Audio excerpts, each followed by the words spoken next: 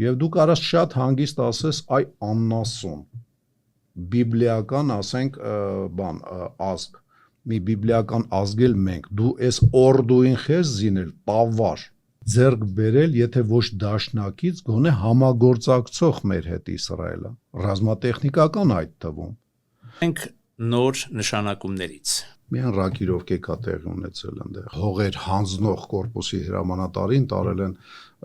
ուրեմն փաստորեն Գեղարքունիքի կորպուսի հրամանատար որպեսզի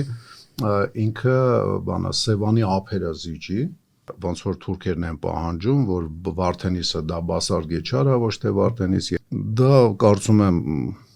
իրականության հետ ընդհանրապես չի խոսում ընդհանրապես ոնց որ ասած Պրիգոժինություն անելու դեպքում քո հախից գալը դժվար է լինելու Պրիգոժինության վտանգ եք տեսնում այսօր չէ բանը պրոֆիլակտիկ Այսօր մեր տաղավարում է ՈՄԱ կազմակերպության հիմնադիր նախագահ Վովա Վարդանովը բարև ձեզ պարոն Վարդանով եւ շնորհակալություն մեր հրավերը ընդունելու համար Ես եմ շնորհակալ Պարոն Վարդանով սկսենք նոր նշանակումներից մեր ռազմական համակարգում կատարված նոր նշանակումներից ինչ կարծիք եք այս նոր նշանակումների մասին ձեր կարծիքը Դա այնքան էլ նշանակում չի ինչքան ավելի շատ շախմատային ռակիրովկե կա հիշացնում Դա լոյալության հետ կապված խնդիր է ցանկացած իշխանություն որը համոզված չի իր ամուր լինելու մեջ ռակիրովկե կանում որպեսզի տեղական հրամանատարները չկապվեն այդ տարածքային ռեսուրսները իրենց անձով ասենք չկարողանան կառավարեն Դա միայն դրանով է բացատրվում, որովհետև ոչ մեկին համակարգիչ չեն հանել, միայն ռակիրովկե կա տեղի ունեցել այնտեղ։ Մեկին կորպուսից տարել են ՊՆ, այն մի կորպուսից այն մյուս կորպուս են տեղափոխել ու սենց։ Ես լսել եմ վերլուծություններ բանի վերաբերյալ, որ չարամտություն կա, երրորդ բանակային կորպուսի հրամանատարին տարել են երկրորդ, որպեսզի ինքը այդ սահմանազատման ոնց որ ասած հողեր հանձնող կորպուսի հրամանատարին տարել են ուրեմն փաստորեն Գեղարքունիքի կորպուսի հրամանատար որպեսզի ինքը բանա Սևանի ափերը զիջի ասենք ոնց որ թուրքերն են պահանջում որ Վարդենիսը դա բասար գեչարա ոչ թե Վարդենիս եւ այլ եւ հավակնություններ ունեն ասենք Սևանի արևելյան ափի վրա էլի Դա կարծում եմ իրականության հետ ընդհանրապես չի խոսում ընդհանրապես ուղղակի ասենք այդ կորպուսի հրամանատարները երբ որ մի տարածքում երկար հրամանատարի պաշտոն են վարում իրենք կապվում են տեղական էլիտայի հետ իրենք կապվում են տեղական հրամանատարների հետ ու ուժ են կուտակում Ինչքան ժամանակ անցնում հրամանատարություն ես անում նույն տարածքում դու կամաց ոնց որ ասած այդ տարածքի հողի էներգետիկան հավաքում ես եւ հետո ոնց որ ասած Պրիգոժինություն անելու դեպքում քո հախից գալը դժվար է լինելու Դա ուրիշ բացատրություն դրան չկա Պրիգոժինության վտանգ եք տեսնում այսօր Չէ, բանը պրոֆիլակտիկ Այո, ավելի շուտ պրոֆիլակտիկ դու բանը որ ուշադիր նայես կտենաս էլի իշխանությունները այսօրվա իշխանությունները 18 թվականին եկել են հեղափոխության կամ հեղաշրջման ով ոնց կցանկանա էլի ասենք իմ համար մեկը դրա արդյունքում են եկել իշխանության եւ մշտապես կայունություն ոտքի տակ չեն զգում Դրանով է բացատրվում առաջի դեմքի, ասենք, կամ երկրորդ դեմքի հայտարարությունները, որ ով իմ հետ համաձայն չի, թող հեղափոխություն անի, թող ելնի փողոց, ես եմ գլխավոր հրամանատարը, ես եմ կառավարությունը, այդ հայտարարությունները մշտապես ինքնահաստատվելու, ասենք, բաները, խոսում է զուտ դրա մասին, որ իրանք իրենց կայուն չեն զգում։ Ու որպեսզի, ասենք, իրանք կայուն չզգալը, չհիմնավորվի ռազմական ոնց որ ասած դիմադրությունով, կորպուսի հրամանատարներին համեմատաբար շուշուտ փոխում են այդքան բան։ Այսինքն որևէ դրական տեղաշարժի կամ ասենք որևէ այսպես զինված ուժերը ինչ որ դրական փոփոխությունների ենթարկելու միտում այս նշանակումների պահով դուք չեք տեսնում։ Absolute չկա դե ոչ մի դրական, ոչ մի Կամ եթե բացասական համեմատեն, եթե ասենք, որ որևէ տեղ, որևէ ինչ որ մի բան թերի է, Պապիկյանը Չէ, դրական ոչ մի բան չկա, բացասական կարա լինի, իհարկե միտում բացասական էլ չկա, բայց կարա լինի բացասական հետևանքներ, մենք հիշում ենք, չէ, մեր հիշողությունը շատ կարճ է, մենք հիմարի աստուճանի, ասենք, վատ հիշողություն ունենք, էլի, բայց գոնե հիշում ենք 20 թվականից անմիջապես 20 թվականի սեպտեմբերյան ակտիվացումներից առաջ Արցախում զորահրամանատարների Ռակիրովկեն ինչին բերեց, միջև հրամանատարը ադապտացվում է, տեղի հրամանատարությանը ավելի լավ է սկսում ճանաչել, ով ինչի ընդունակ, որ զորամասը ինչի ընդունակ, ինչ ձևի կարգապահություն ունի, մարտունակություն եւ այլն, մարտական գործողությունները սկսում են եւ կորպուսի հրամանատարը, իսկ Արցախում պաշտպանական, ասենք, շրջանի հրամանատարը չի տիրապետում 100%-ով իր ձեռք եղած գործիքակազմին։ Այդ նման բացասական հետևանք կարա ունենա, բայց բացասական միտում ես չեմ տեսնում այս Ռակիրովկի մեջ։ Լուրջ մտահոգության տեղիք տվող բան ասեցիք, ինչու բայց դեպքում կանխած գալով որ պատերազմ էր լինելու, այդ ինչու են այդ փոփոխությունները հենց Արցախի բանակում կատարում այդ դեպքում։ Ես չեմ կարծում, որ իրենք այդ ժամանակ ավելի շատ մտածում էին բանի մասին, որ պատերազմ կարա լինի։ Չէին մտածում։ Ես համոզված եմ, որ ոչ, ավելի շուտ իրանք մտածում էին, որ կայունացնեն իշխանությունը, վտանգները ներսի թուլացնեն, այդ խնդիրը եղել է ժամանակ։ Զուտ իշխանական, այսպես իշխանություն պահելու խնդիր է եղել, այսպես, Արայիկ Հարությունյանը։ Հիմա էլ նույնն է, ասենք։ Չէ, Արայիկ Հարությունյանը ընդամենը մարզպետ է եղել, էլի, եթե ճիշտ է խոսանք, ինքը մի մարզի ղեկավար է եղել, սուպեր մարզ, որտեղ խոսքի Հայաստանի Հանրապետության տարածքով երևի ցանկացած մարզից մեծ է եղել, բայց ամենայն դեպս մարզ էր ընդամենը։ Նույնիսկ Արմավիրի կամ Արարատի մարզից ավելի քիչ բնակչություն ունեցող էլ է։ Ինքը ընդամենը մարզպետ էր եւ ինքը տեղի իշխանություն չէր, ինքը տարածքային թիմ ոնց են բացում, տարածքային տեղական ինքնակառավարման մարմնի ղեկավար էր, այո։ Պարոն Վարդանով, իհարկե արդեն ահագին ժամանակ է անցել, մայիսի 28-ի շքերթը տեղի ունեցավ, ռազմական տեխնիկայի մասին շատ իրարամերժ կարծիքներ եմ լսել, ձեր կարծիքը այս մասին։ Ինչ կարծիք եք, այդ զին տեխնիկան բավարար չափով է, հնարավոր կլինի այդ զին տեխնիկայով եւ այս բանակում ըստ իշխանական հատվածի ասացների տեղի ունեցող բարեփոխումներով ապահովել մեր անվտանգությունը։ Եկեք հասկանանք մի բան, որ 19-րդ դարի վերջից, իսկ ինչ որտեղ նաև հաշվի առնելով նապոլեոնական, ասենք, պատերազմները 19-րդ դարի սկզբից, մարտի դաշտում գլխավոր որոշիչը հրետանին է։ Ոնց որ ասած, պատերազմի աստված է հրետանին։ Դեռ ոչ մի բան չի փոխվել այդ հարցում։ Հրետանին նոր զենքի տեսակներ է ձեռք բերել, նոր սկզբունքով զենքեր ոչ։ Ամբողջությամբ հին զենքի տեսակներ են։ 19-րդ դարից դեռ կար անգլիական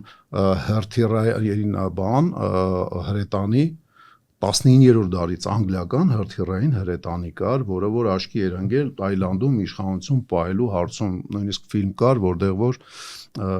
Թայլանդի թագավորական ընտանիքին պաշտպանում են անգլիացիք ժամանակին տեղ հասնելով եւ հրթիռներով հարվածելով։ Ինքը ճշգրիտ չէր եւ այլն, հիմա հրթիռը ճշգրիտ է։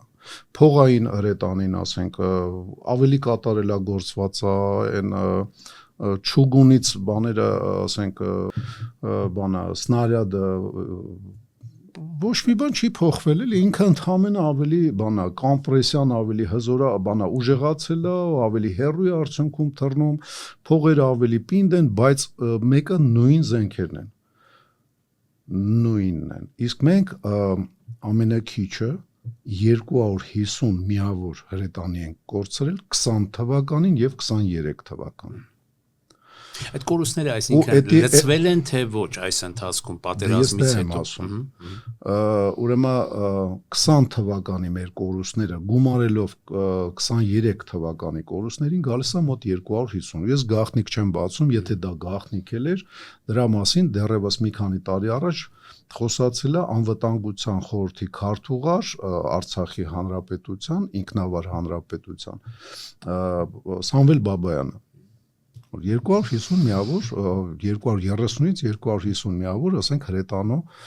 տեսակ են կորցրել, դա չհաշված բաները, ականանետները, գումարտակային, վաշտային եւ այդ բաները չհաշված։ Այն հնդկական եւ ֆրանսիական հրետանու տեսակները, որ միգուցե համաձայնացնելով արտադրողի հետ հայկական անվանումներ էին կպցրել, միգուցե, իսկ եթե չեն համաձայնացրել, դա շատ մեծ կոպիտ կոնտրակտների սխալ է գալի, էլի, որովհետեւ ցանկացած արտադրող բանա իր զենքը, եթե անունը փոխվում է, ոնց որ կորում է իր ռեկլամը։ Իսկ եթե այս պետությունը գնում է անունը չի փոխում, դա ոնց որ ռեկլամ լինի իր համար, ասենք, եւ այդ գովազդից ինքը օգտվում է ավելի հեշտ է վաճառում հետագա պարտիաները։ Ուրեմն այդ հրետանու հայտարարված հրետանու քանակները չի ծածկում ամբողջությամբ 250 հրետանու կորուստը։ Չի ծածկում 30 քանի հատ բաներ Ցեզարեր կամ ֆրանսիական այդ բանա հրետանին եւ հնդիկների մոտ լրատվամիջոցներում 120 միավոր էլ, ասենք, հնդիկներից գնաց հրետանային համակարգերի մասին էր խոսքը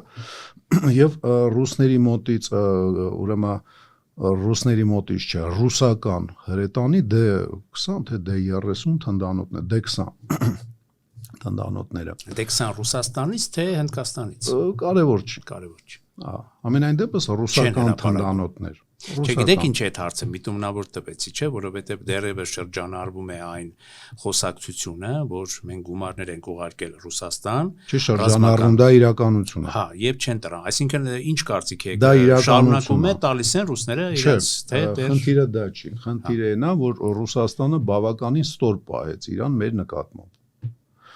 Դուք համբերեք, մենք Ուկրաինայի հարցերը լուծենք, նոր մենք ձեզ կանդրադառնանք։ Այ ապուշներ, սա արդեն 5 տարի է, 5-րդ տարին է, չեք կարում լուծեք։ Բա որ հանգարց։ Մենք նստենք սպասեինք, հա, ասենք sense թախտին։ Բացի դրանից, ասենք կոնտրակտների լուրջ խախտումներ են արել։ Իրենք այդ գումարները վերցրել են, որը մենք փոխանցել ենք, եւ ծածկել են նախորդ կոնտրակտների պարտքերը։ Եթե նախորդը դու պարտքով ես տրամադրել, ռուս ախպեր, ճակերտավոր կամ առանց ճակերտների, այս մեկը ոնց որ ասես նաղդով ես վաճառում, եւ դու իրավունք չունես այս պարտիայի փողը այն բանով փագես, դրա իրավունքը չունես։ Կարճ ասած, մենք դա չի կարևորը, որ ինքը Ռուսաստանից ենք այն թնդանոթը գնել, թե ուրիշ տեղից ենք գնել։ Կարևորը, որ ռուսական զենքի տեսակ մոտավորապես այդ ուղարկած գումարի մի 10-ից 15% եկել է, բայց այնտեղ արդեն մի հայտնի այ դրա անունը տան պատրոն դավո, չէ, այդպես որ այսպես արդեն տարածված է ժողովրդի մեջ զենքերի լվացքով էր զբաղված եւ քանի որ նրա անձը կար ռուսական կողմի վստահությունը, այսպես ասած, չի բավականացրել, որպեսզի նրանք այդ պայմանն են դրել, որպեսզի եթե վստահելի մեկը լինի, կտանք այդ զենքերը կշարունակենք մատակարարել, եթե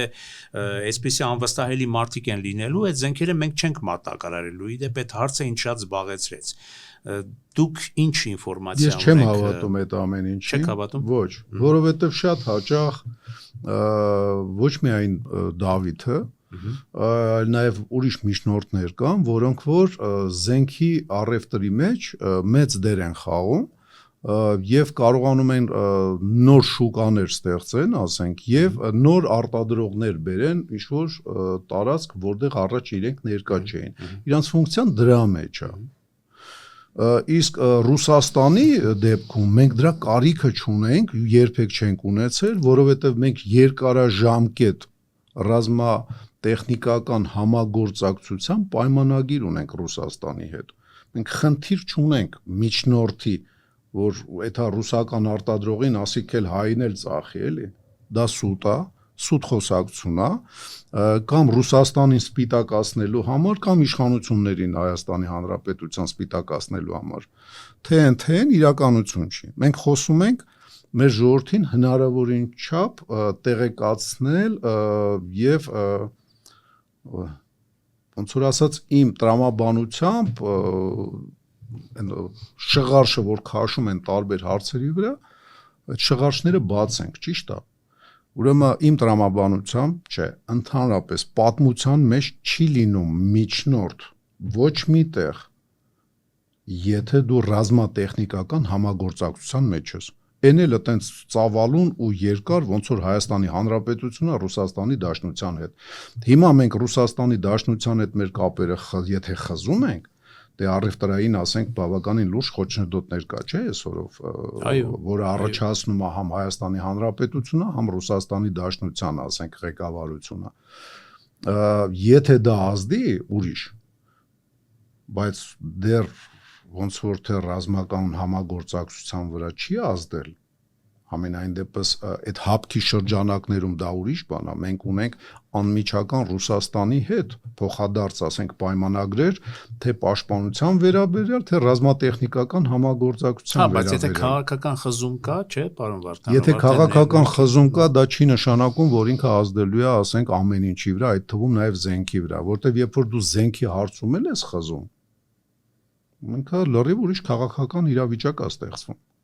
Ուկրաինայի հետ համենայն դեպս ռուսական ռազմատեխնիկական համագործակցությունը 14 թվականից է խզվել։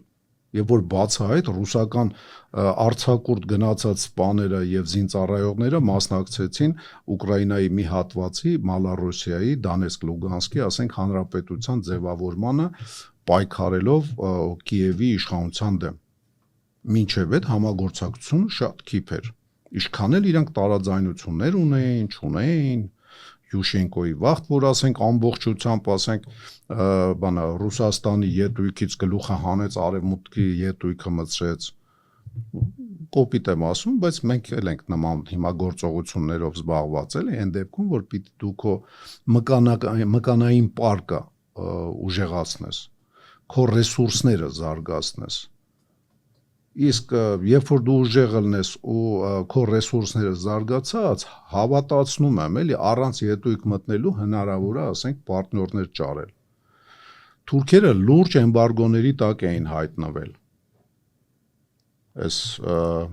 Օսման թուրքերը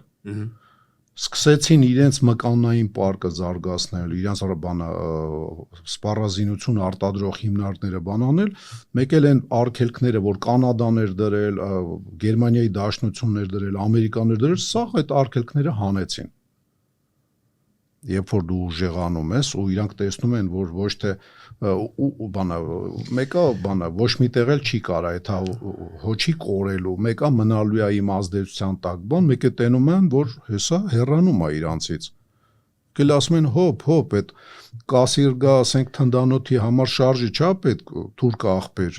գերմանացին, խնդրեմ, բայրակտարի համար բայկարի ֆիրմայի կոնտրակտները, ասենք, խզել ենք կանադացիներով մենք, պետք է այդ ախպեր, մի զարգացրա քո սեփականը, հենա, տալիս եմ էլի օպտիկան վեկալ, խփի մի անգամից բայրակտարի վրա, ինչի համար ես այդքան տանջվում, շուշեն տաշում,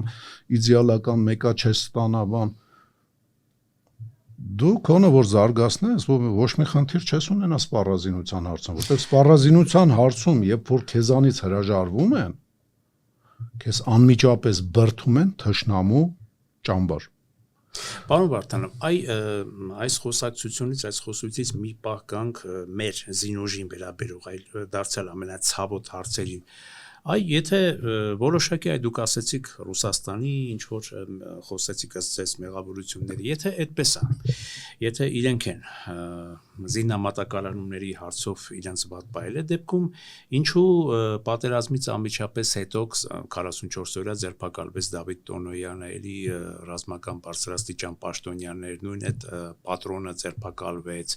եւ մինչեւ օրս այդ 44 օրյա պատերազմի այսպես ասած իրողությունները քննող հանձնաժողովի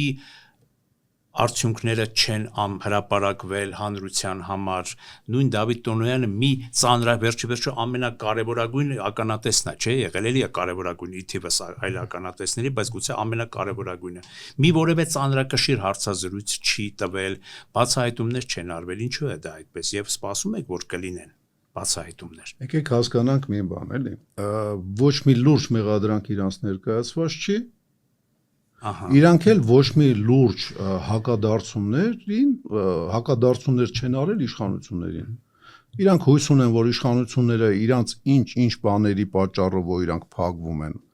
ոնց որ ասած իշխանությունները իրանց կներեն, իշխանություններն էլ կարծում են, որ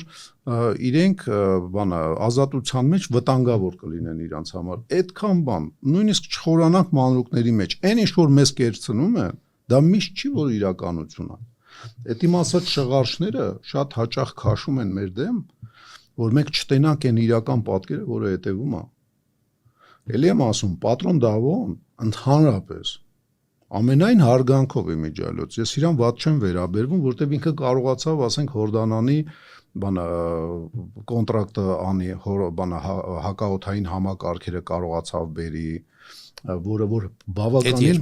մինչև 20 թվականը ինքը կարողացավ այդ Հորդանանի կոնտրակտը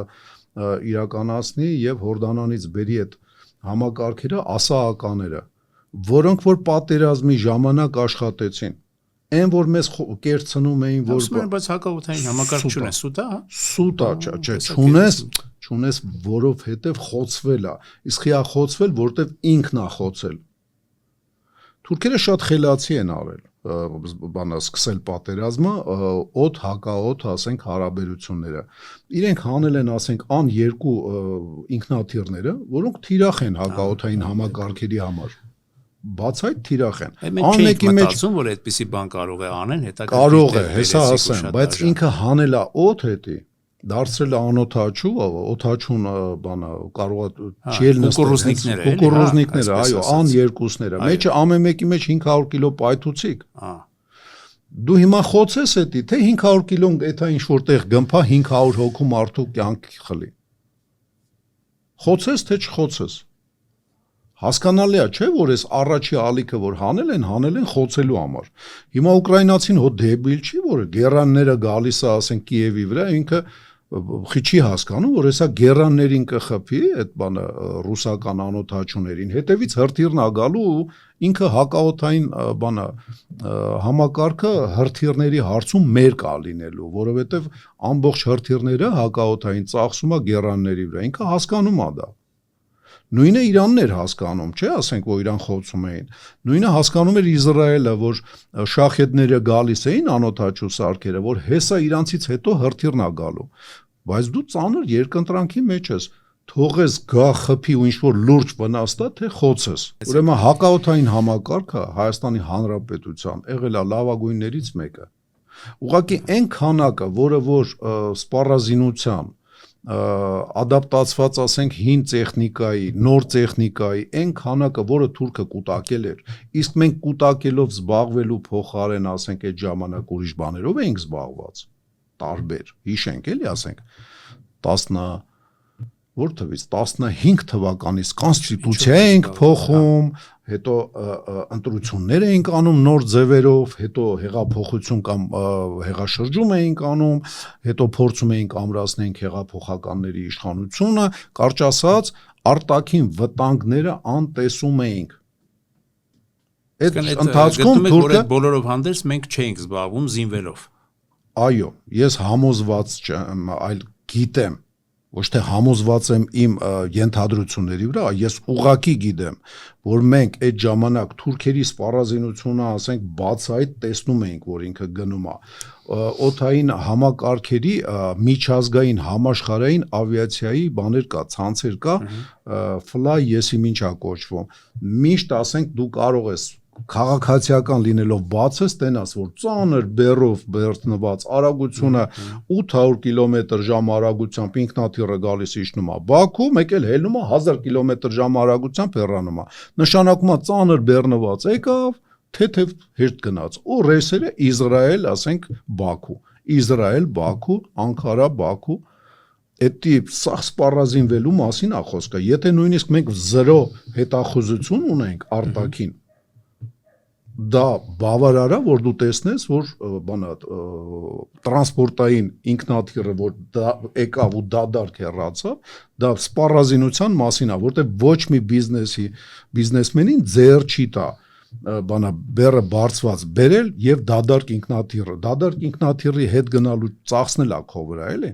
Գոնե մի բանով կբարձես կուղարկես։ Այդ Իսրայելի թեման, որ շոշափեցիք, հենց այդ էի ուզում ասել, կարծես թե դուք բերեցիք ինձ ավելի իմ գործը հեշտացրեցիք որպես հիմ բարեկամ։ Ես այսպեսի խոսակցություն եմ լսել, անմիջապես պատերազմից հետո նաև, որ Իսրայելը ուզեցել է ինքն է առաջարկել Հայաստանին ԱԹՍ-ներ տրամադրել, անօթաչու թռչող սարքել, Դավիթ Տոնոյանը մերժել է, ասել է, չէ, դե պետք չի այդքան ծախսանենք գրանատամյոտներով, եթե Չի եղել այդպես առաջարկ, ուղղակի եղել է բանը մի քաղաքական գործիչի բան, որ մենք կարանք նաև Հայաստանին վաճառենք։ Ուրիշ լուրջ առաջարկ չի եղել, եթե ինչ-որ լուրջ առաջարկ եղել է շատ գաղտնի է պահվել, առ այսօր, ասենք, դրա մասին ոչ մեկ չգիտի։ Դա խոսակցությունների մակարդակի վրա է։ Գանք մի քիչ էսկոմ ու հասկանանք, իսկ մեզ կվաճառեին, ով ասում, որ դա Դե կներեք, եթե Հորդանանը, չէ, մենք հապկի պայմանագրի մեջ էինք, հիմա էլ ենք հապկի մեջ, չէ, կներեք, դա էլ ձեզ հետ ճշտեմ, եթե այդ պայմանագիրը դրա մասին են, չէ, իսկ ով ասում, եթե դու հապկի մեջ ես կամ Ռուսաստանի հետ բանի մեջ ես, դու իրավունք չունես ուրիշ տեղից գնել։ Սուտ է դա։ Բայց դա ասում են, սուտ է։ Սուտ է, բա եթե իրականություն է, ես ոնց էի 20 թվականին պատերազմում նաև սերբական, ասենք, բաներով ականանետներով։ Իմ գումարտակում նաև սերբական բանա ականանետներ կար։ Ավելի շուտ սերբական ականանետի են տակի տարելկեքը կար, սխալ էին տվել, էլի, մինամյոտը տվել էին բանա ռուսական, տակի տարելկեն սերբական էին տվել։ Այսինքն մենք գնում էինք, էլի, մինչև պատերազմներ 44, բանը մարդիկ հիմար են, ասենք, դու եթաս ասես ուզում եմ առնեմ, ասում չէ, քեզ չենք ծախում։ Ուզում ասել թիրախը ուղում է Ռուսաստանի դեմ, որ այդ հայ Ռուսաստանը չի թողել, որ դու գնես։ Իսրայելը քեզ չէր վաճառի, որովհետև իր դաշնակիցը Բաքվի թուրքն է։ Այո։ Մերձ Կասպյան թուրքերի ստեղծած բանա հանրապետությունը կամ Բաքվի խանությունը իր դաշնակիցն է, ինքը իր դաշնակցի դեմ խի պետք է զինի։ Ռուսներ, որ ասենք մեզ դաշնակից ունենալով Բաքվին զինում էր, բայց դա ուրիշ բացատրություն ունի։ Ռուսը ցանկանում էր վերադառնալ Բաքվի դաշնակիցների շարքի մեջ, որից ինքը զրկվել էր 2013 թվականին։ 13 թվականին, երբ որ Ռուսաստանին Գաբալայից լարեցին թուրքերը, իրենց դաշնակցային հարաբերությունները խզվեց։ Ինքը ցանկանում էր մշտապես վերադառնալ, դրա պատճառով ռազմատեխնիկական համագործակցությունը, ասենք, բանը 10 թվականի պայմանագիրը սկսեց աշխատել եւ 13 թվականին Գաբալայից հանելով անմիջապես իրանք սկսեցին հենց 13 թվականին զենք վաճառել թուրքերին։ Դա տարբեր բաներ է։ Իսկ ինչի պատճառով էր, ասենք, որ համոզված են, որ Իսրայելը մեզ ոչ մի բան չէր վաճառի։ Ինչը այսօրվան չի վերաբերվում իդեպ։ Այն վաղ չէր վաճառի, որովհետև այսօր կվաճառի Իսրայելը։ Այսօր համոզված չեմ, բայց համոզված էլ չեմ, որ չի վաճառի, սենց ասեմ։ Կարծում եմ, որ մենք որոշակի դիվանագիտական բանի դեպքում, ասենք, խելամիտ աշխատանքի դեպքում անվճար հրեաներից զենքի տեսակներ կարանք ստանանք։ Անվճար։ Այդ ոնց, պարոն Վարդան։ Շատ հանգիստ։ Բայց բանը Բաքվի թուրքին, խանության թուրքին թողնի, վերջը ճիշտ է, ցեղասպանությունը ճանաչումը հիմա բացատրեմ։ Ուրեմն ես մի քանի տեղ դա ասել եմ։ Երկրորդ համաշխարհայինի ժամանակ շատ սերտ համագործակցող ու հալալ դաշնակցային հարաբերություններ իրար նկատմամբ անգլիացիները, ամերիկացիները, ռուսների հետ հալալ դաշնակից էին։ Գերմանացու դեմ նացիզմի դեմ պայքարելուց։ Հենց նացիզմը հələ չվերացած մոտեցան նացիզմի բնի սահմաններին Գերմանիային։ Սկսեցին քիչ թե շատ իրար խոչընդոտներ անել։ Հենց Գերմանիան վերացավ որպես առանձին պետություն, դառան թշնամի։ Հիշենք Չերչիլը, բանա, եւ սառը պատերազմի սկիզբը Չերչիլի ճառը Ֆուլտոնում։ Նույնը կատարվել է թուրքական եւ իսրայելական շահերի միջև։ Թուրքը եւ Իսրայելը իրանց մեջտեղը ունեին իրենց կարծիքով նացիստական Գերմանիային, Սիրիան։ Հիմա Սիրիան իրանք մասնատել են։ Սիրիայի մեծ մասը գրավել է պայմանական անգլիացին կամ ամերիկացին, պայմանական էլի, Գերմանիայի հետ անալոգիա եմ անում։ Մեծ մասը թուրքերի ձեռնա, Ջեփխետան Նուսրայի միջոցով, հարավային հատվածը Սուբեյդայով բանով մինչև համարյա Պալմիրա, բանը հրյաների ձեռնա, Հոլանի բարձունքներ բան։ Դա ինչի մասին է խոսում։ Պրծավ Գերմանիան եւ պրծավ դաշնակցային հարաբերությունները։ Եվ դրանով է բացատրվում իրար վրա փոխադարձ հաչոցները, որ իրանք անում են Էրդողան, Բիբի, Նետանյահու։ Փոխադարձ, ասենք, բանը թուրքական օրդուի եւ բանը ցահալի բանի իրար վրա թարս բանը շարժումները, թուրքական ինքնաթիռը գալիս Սիրիա ֆորմա անմիջապես ցահալի հակաօթային, ասենք, լարվում ուղղորդվում այդ թուրքական ինքնաթիռներին սկսում է ուղղորդել, որ եթե մի քիչ էլ մոտենա խոցեն, նույն անումա Թուրքիան, երբ որ ցահալի բաներն է ինքնաթիռն է բարձրանում եւ գալիս մոտենում է, ասենք, Հոլանի բարձունքներին։ Դա խոսում անդրա մասին, որ էլ իրանք կարան իրար հետ կարան չէ, էլ իրար հետ իրանք դաշնակից չեն։ Հիմա դաշնակցային հարաբերությունները ում հետ կգերադասի Բաքուն, շարունակի թուրքերի հետ, թե շարունակի հրյաների հետ։ Հրյաների հետ դա ռազմատեխնիկական բանա համագործակցություն է եւ դաշնակցային հարաբերությունները ոչ թե ընդդեմ Հայաստանի, այլ ընդդեմ Իրանի։ Թուրքը օգտագործեց նաև ընդդեմ Հայաստանի, բայց Իսրայելը թքած ուներ այդ ժամանակ Հայաստանի կարգավիճակի վրա, Արցախի լինել չլինելու, իր համար կարևորը հակաիրանական ուղղությունն էր։ Հիմա թուրքը կարա, Բաքվի թուրքը կարա, անտեսի Իրանի, բանա Անկարայի շահերը,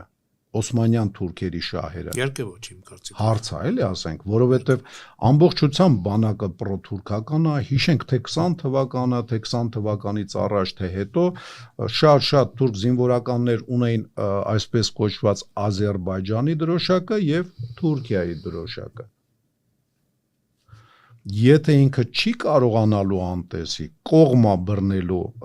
Թուրքիայի, Օսման Թուրքիայի եւ մենք հնարավորություն ենք ստանալու ոչ թե ճեղք մտցնենք իրանց մեջ, իրանք իրանցով են ճեղք մտցնելու իրար մեջ, իրար հետ հարաբերությունների մեջ, այլ մենք կարողանանք ձեռք բերել, եթե ոչ դաշնակից, գոնե համագործակցող մեր հետ Իսրայելը, ռազմատեխնիկական այդ թվում։ Եվ դու կարաս շատ հանգիստ ասես, այ աննասուն բիբլիական, ասենք, բան, ազգ, մի բիբլիական ազգել մենք, դու ես օրդուին խես զինել, տավար, արի կոմպենսացրա քո հասցրած վնասը, չէ, էլ չունես, հետադարձ հայացք նայի, տես, դու ում ես աճացրել քո դոշի վրա, թուրքական օձ ես աճացրել, քո հասցրած վնասը ինձ, դու երբեք չես կարողանա կոմպենսացնել։ Մենք այդքան ներուժ կունենանք այդ հարցը նրա առաջ տեն, մանավանդ Իսրայելը հավաքական արևմուտքի, Ամերիկայի դաշնակիցն է։ Իհարկե, հո ես ոչ եմ ասում դու շանտաժ անես, այդ վաղտա ուժ պետք։ Դու ընդհանրապես բերում ես, ասում ես, այ անասուն, այն վնասը, որ դու մեզ հասցրել ես, արի հիմա կոմպենսացրա ամենակիչը, որ այս թուրքը իր ռեսուրսներով, այս մի կոմպենսացնի, ես օրինակ, չգիտեմ, այս թուրքը իր ռեսուրսներով, որպեսի քո դեմ չուղվի, ավելի շատ մեզնով զբաղվի, արի կոմպենսացրա քո վնասը, դրա մասին է խոսքը, ոչ թե շանտաժ անես, հեսա կխեղտեմ քեզի, բան անդե, չէ, դրա մասին չի։ То есть ոնց որ ռուսներ անում, թուրքերին մի բան վաճառում էր, մեզ ձրի էր տալի ինչ որ բան, կամ տալիս էր գործարանային գներով, ասենք, բանա մետաղի քաշի գնով։ Նույնը դու կարաս հիմա Իսրայելից բան անես, պահանջես, չի անի ջանդամ իրա գլող։ Էս մի թուրքը այն մյուս թուրքի հետ հաստատ ավելի ամուր են լինելու իր դեմ կռվելուց, քան մենակ Օսման թուրքը լիներ։ Իսկ եթե Օսմանը ուզում ես մենակ լինի, այդքան բանը ժամանակակից սպառազինությունով հագեցված Բաքվի խանությունը իր կողքը կանգնած չլինի, ուրեմն այն որ այնտեղ տվել ես փողով, հիմա մեզ ձրի դուր։ Հնարավոր է, միանշանակ։ Միևնույն ժամանակ դաշնակցային հարաբերություններ մեր ու Իսրայելի միջև չպիտի լինի, որովհետև մենք ունենք հարևան, որին չի կարելի, ասենք, հարվածի տակ դնել, որովհետև ինքը մեր միակ շնչուղին է, որը թուրքական ազդեցության տակ չի։ Վրաստանը շնչուղի է, որից մեկ-մեկ շունչ ես կարում քաշես եւ ամբողջությամբ շրջապատման մեջ չես, նաեւ Վրաստանի շնորհիվ, բայց Վրաստանում Սոկարն է գլխավոր գազ ծախողը, գլխավոր բենզին ծախողը Սոկարն է ու այնտեղ թուրքերի ազդեցությունը շատ մեծ է։ Մենակ այն բանը հաշվի առնելով, որ այնտեղ 700,000 թուրք ապրում Հայաստանի սահմանի վրա Մարնեոլի շրջանում։